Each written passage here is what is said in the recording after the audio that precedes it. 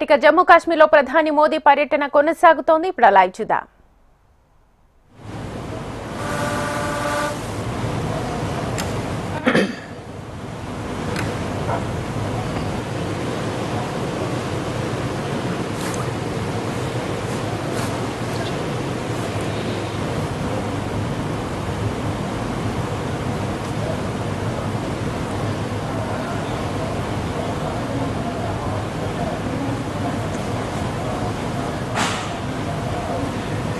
तो ये तस्वीरें हैं जो कि लगातार हर भारतीय को और गर्व की अनुभूति आज यहाँ पर हो रही है और साथ ही साथ हमारे साथ जो दो खास मेहमान हैं जो कि भारतीय रेलवे से जुड़े हुए हैं वो भी इस पल को देख के काफी खुश। और ये वो तस्वीर भी आप देख सकते हैं और आवाज भी आप ये सुन पा रहे होंगे घाटी में ये जो आज गूंज सुनाई दे रही है, ये गूंज है इस नए उभरते भारत की, विकास की, जो कि लगातार और तेजी के साथ हो रहा है और इसी तेजी के साथ भारत प्रगति पथ पर, विकास पथ पर आगे बढ़ रहा है। तो जम्मू कश्मीर जिसको बहुत ही संवेदनशील माना जाता है, विकास की परियोजनाओं को पहुंचाना जहां पर बिल्कुल भी आसान नहीं होता था, इस तरह की बड़ी परियोजनाओं की तो कल्पना कई सालों तक करना बहुत ही मुश्किल था। आतंकवाद जैसे गंभीर खतरों से निपटते हुए किस तरह से भारत ने विकास की एक नई गाथा लिखी है, उसकी एक नई तस्वीर इस वक्त आप देख रहे हैं। प्रधानमंत्री खुद एक तरह से कहें तो ड्राइविंग सीट पर बैठे हुए, भारत की गतिशक्ति की ड्राइविंग सीट पर खुद बैठे हुए, और जिस सपने को उन्होंने देखा था, क्योंकि 2014 के बाद ही इस परियोजना में गति आई है, भले ही उसकी रूपरेखा पहले तय की गई हो, लेकिन मुश्किलें बहुत आई। तेजी अगर आप देखें तो 2014 के बाद ही, क्योंकि शांति स्थापित हुई पूरे इलाके में, विकास की परियोजनाओं को लेकर के एक जन स्वीकार्यता बनी और उसके बाद शांति के बीच जो ये समृद्धि का सफर 2014 के बाद ज्यादा तेजी से बढ़ता हुआ नजर आया। आज वो कल्मिनेट होता हुआ दुनिया के सबसे बड़े, सबसे ऊंचे पुल के रूप में आज पूरी दुनिया के सामने, और भारत की इंजीनियरिंग मार्वेल तस्वीरें न केवल मेक इन इंडिया की शानदार सफलता, बल्कि भारत के इंजीनियरिंग कौशल का भी एक जबरदस्त नायाब नमूना तस्वीरों में आप देख रहे हैं। जम्मू कश्मीर के मुख्यमंत्री Omar Abdullah, Manoj Sinha, honourable lieutenant governor और माननीय रेल मंत्री श्री अश्विनी वैष्णव जी भी इस ऐतिहासिक मौके पर मौजूद। तो ये तस्वीर जो हर भारतीय के दिल में इस वक्त जरूर रोमांच पैदा कर रही होगी, क्योंकि दुनिया का सबसे ऊंचा जो पुल है वो, उसका उद्घाटन प्रधानमंत्री यहाँ कर चुके हैं। और खासतौर से अब से कुछ समय बाद हम यहाँ देखेंगे किस तरीके से यहाँ से जो वंदे भारत है वो भी गुजरती हुई नजर आएगी, लेकिन चेनाब पुल का जो उद्घाटन है वो अब यहाँ पर हो चुका है। इन तस्वीरों में आप देख सकते हैं किस तरीके से भारतीय तिरंगा, भारत की आन बान शान, वो यहाँ लहराता हुआ नजर आ रहा है। और ये तस्वीर जब प्रधानमंत्री नरेंद्र मोदी ने चेनाब पुल का उद्घाटन किया, देश को इसको समर्पित किया, जम्मू कश्मीर में किस तरीके से आखिर ये विकास सेतु का एक प्रतीक नजर आता हुआ, और साथ ही साथ ये नजर आता हुआ कि भारत जो है वो कैसे आधुनिकता के शिखर पर आज पहुंच चुका है, तकनीक के शिखर पर आज पहुंच चुका है। तो ये तस्वीर है और इसके साथ साथ ना सिर्फ चेनाब, बल्कि अगर हम बात करते हैं अंजी ब्रिज की भी, जो कि अपने आप में काफी खास है, उसकी भी ये तस्वीर आप देख पा रहे हैं। ये वो अलग अलग टनल जो हैं, यहाँ भी प्रधानमंत्री नरेंद्र मोदी पहुंचे हैं। इन तस्वीरों में आपको आप देख सकते हैं ये अंजी ब्रिज, केबल स्टड का पहला ब्रिज, इसका उद्घाटन यहाँ कर रहे हैं। ये वो अलग अलग टनल जो हैं, यहाँ भी प्रधानमंत्री नरेंद्र मोदी पहुंचे हैं। इन तस्वीरों में आपको आप देख सकते हैं ये अंजी ब्रिज, केबल स्टड का पहला ब्रिज, इसका उद्घाटन यहाँ करते हुए नजर आ रहे हैं प्रधानमंत्री नरेंद्र मोदी। तो दोनों ही जो पुल हैं, चेनाब और अंजी ब्रिज, उनका उद्घाटन अब प्रधानमंत्री कर चुके हैं। अंजी ब्रिज जो कि हमारा पहला केबल स्टड ब्रिज है, और यहाँ भी हम कह सकते हैं कि किस तरीके से जो इंजीनियरिंग का कमाल है वो नजर आता है। आप देख सकते हैं ये 96 केबल्स जिन के वजह से ये जो पूरा ब्रिज है कैसे एक सपोर्ट इसको दे रही हैं ये जो तमाम केबल्स हैं, करीब 96 केबल्स जिनका इस्तेमाल इसमें किया गया है।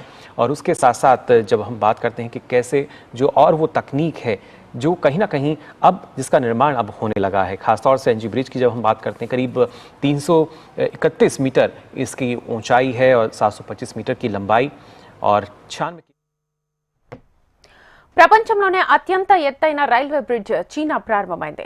జమ్మూ ప్రజల 132 ఏళ్ల కల సాకారమైంది. ఎంతో ప్రత్యేకత కలిగిన చీనా బ్రిడ్జ్ పై అత్యాధునిక వందే భారత్ రైలు పరుగులు ప్రారంభించింది. కట్రా నుంచి కాశ్మీర్ కు వందే భారత్ రైలుకు జెండా ఊపి ప్రధాని మోదీ ప్రారంభించారు. భారతీయ రైల్వేలో అద్భుతమైన మైలురాయిగా ఇంజనీరింగ్ సామర్థ్యానికి నిలువెత్తు నిదర్శనంగా ఉదంపూర్ బారాముల్లా ప్రాజెక్ట్ నిలిచింది.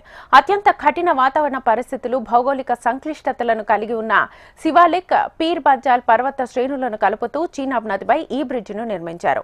చీనాబ్ నదిపై 359 మీటర్ల ఎత్తులో శివాలిక్, పీర్ పంజాల్ శ్రేణులను కలుపుతూ ఈ వంతెనను నిర్మించారు. కాశ్మీర్ను భారత్లోని మిగిలిన ప్రాంతాలతో కలపాలన్న శతాబ్దాల కల సాకారమైంది. ఈ రైలు మార్గానికి 132 ఏళ్ల కల కాశ్మీర్ రాజు చేసిన ఆలోచనకు 42 ఏళ్ల క్రితం బీజం పడింది. 50 కోట్ల రూపాయల అంచనాతో పూర్తి చేయాలనుకున్న ఈ రైల్వే ప్రాజెక్టు కాస్త ఇప్పుడు దాదాపు 43,800 కోట్లకు చేరింది. ఇక్కడ స్టీమ్ ఇంజన్ రైలును నడిపించేందుకు మొదట భావించినా ఏకంగా వందే భారత్ రైలును ప్రారంభించింది కేంద్రం.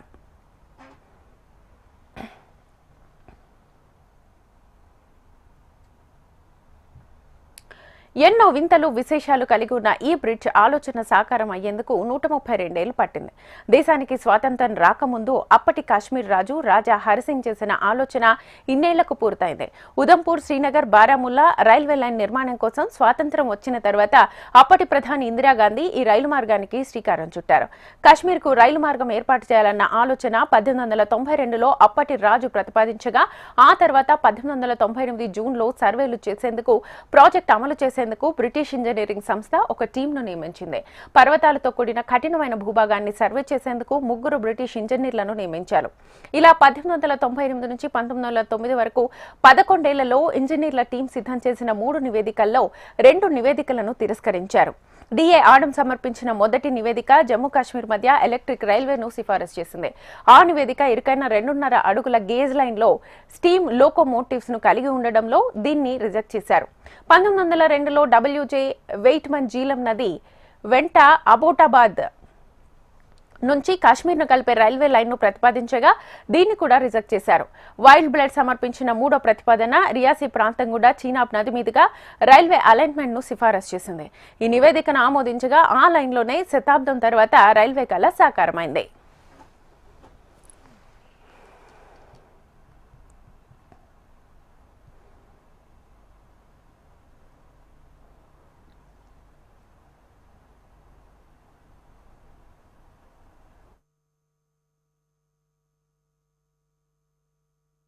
समय तक भारत की और भारतीय रेलवे की जो कीर्ति पताका है। ప్రపంచంలోనే అత్యంత ఎత్తైన రైల్వే బ్రిడ్జ్ చీనా ప్రారంభమైంది. జమ్మూ ప్రజల 132 ఏళ్ల కల సాకారమైంది. ఎంతో ప్రత్యేకత కలిగిన చీనా బ్రిడ్జ్ పై అత్యాధునిక వందే భారత్ రైలు పరుగులు ప్రారంభించింది. కట్రా నుంచి కాశ్మీర్ కు వందే భారత్ రైలుకు జెండా ఊపి ప్రధాని మోదీ ప్రారంభించారు. భారతీయ రైల్వేలో అద్భుతమైన మైలురాయిగా, ఇంజనీరింగ్ సామర్థ్యానికి నిలువెత్తు నిదర్శనంగా ఉదంపూర్ బారాముల్లా ప్రాజెక్ట్ నిలిచింది. అత్యంత కఠిన వాతావరణ పరిస్థితులు, భౌగోళిక సంక్లిష్టతలను కలిగి ఉన్న శివాలిక్, పీర్ పంజాల్ పర్వత శ్రేణులను కలుపుతూ చీనాబ్ నదిపై ఈ బ్రిడ్జిని నిర్మించారు. చీనాబ్ నదిపై 359 మీటర్ల ఎత్తులో శివాలిక్, పీర్ పంజాల్ శ్రేణులను కలుపుతూ ఈ వంతెనను నిర్మించారు.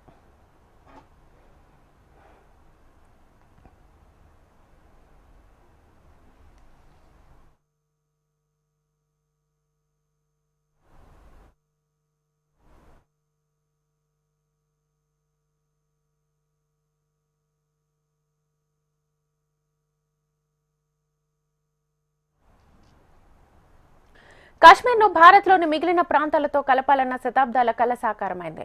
ఈ రైలు మార్గానికి 132 ఏళ్ల క్రితం కాశ్మీర్ రాజు చేసిన ఆలోచనకు 42 ఏళ్ల క్రితం బీజం పడింది.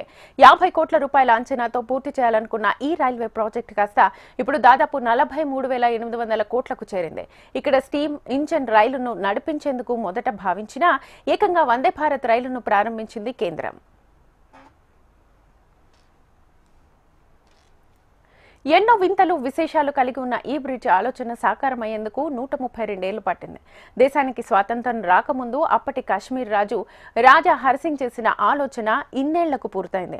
ఉదంపూర్, శ్రీనగర్, బారాముల్లా రైల్వే లైన్ నిర్మాణం కోసం స్వాతంత్ర్యం వచ్చిన తర్వాత అప్పటి ప్రధాని ఇందిరాగాంధీ ఈ రైలు మార్గానికి శ్రీకారం చుట్టారు.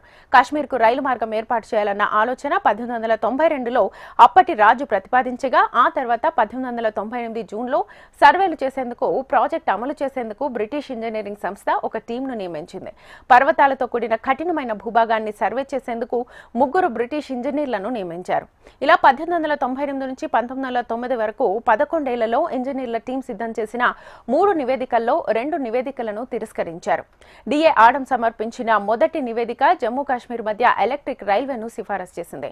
ఆ నివేదిక ఇరుకైన 2.5 అడుగుల గేజ్ లైన్లో స్టీమ్ లోకోమోటివ్స్ ను కలిగి ఉండడంతో దీన్ని రిజెక్ట్ చేశారు.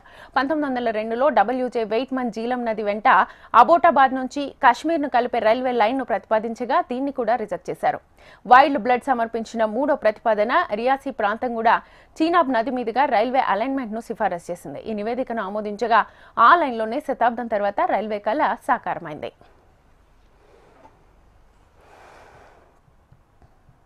ये भारतीय रेल के लिए बहुत ही गर्व का दिन है और देश के लिए भी। ये परियोजना का बहुत लंबे समय से इंतजार था। ये परियोजना का पूरा होना हर तरह के मापदंड पे नंबर 1 है, चाहे वो टेक्नोलॉजिकल हो या स्ट्रैटेजिक हो, इकोनॉमिक हो, कल्चरल हो, हर तरह से ये परियोजना जो है वो भारत के लिए बहुत ही महत्वपूर्ण थी। और आज इसका इनॉग्रेशन हो गया और अब इस पे गाड़ियों का आवागमन शुरू हो जाएगा। इससे जो हम हमेशा से कहते आए हैं कि कश्मीर से कन्याकुमारी तक भारत एक है, वो चरितार्थ हो जाएगा। जी बिल्कुल। और मनोज जी, आप भी कुछ बारे में कहना चाह रहे हैं?